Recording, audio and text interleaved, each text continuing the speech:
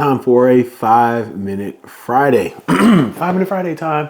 All right, so the question is, what do I do in an interview if I do not understand the role of the person who is interviewing me? Whoo, that is a big one. Here is something that I do. You're going to have a role. You can do as much research as possible, but you may still not understand what they do in the organization. So this is a question you need to ask. How does the role I'm applying for help you in your role? Boom. There it is. If you do not understand what their role is, you have just asked them how your role will help their role. And so now they're going to answer the question and say, this is literally how you can help my role. And I've been in interviews where I've said that and people have been taken aback, like, you know what?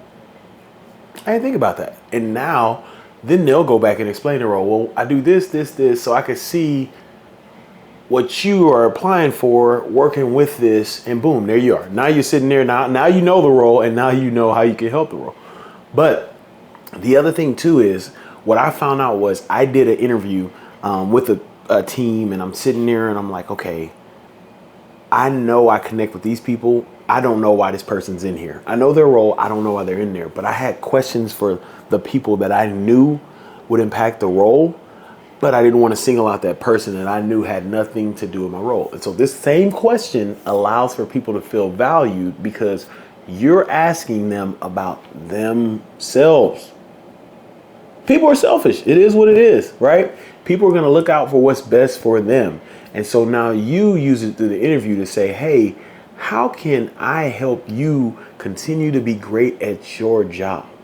Or how does your role help me? Or you reverse it, you reverse it and say, how can I help you? And so, that is big when you say, how does this role affect what you do? Like, now you're getting to a point where they're like, oh, wow. And they think they're sitting back and they're like, oh, man, that's really selfless. Like, they really are asking about how my role affects them. And then you can flip it. Once you figure that out, okay, this is how your role affects what I'm applying, then that means I can do this to help you in return.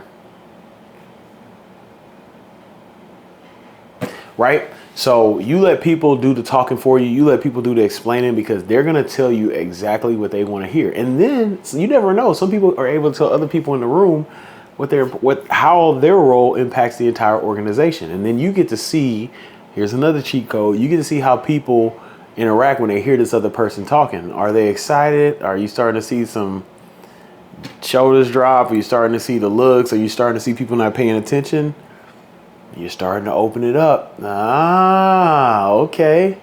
Okay. So maybe this person thinks their role does a lot more than it actually does. Or maybe this person's role over here that is not as big as the other roles really helps this entire organization.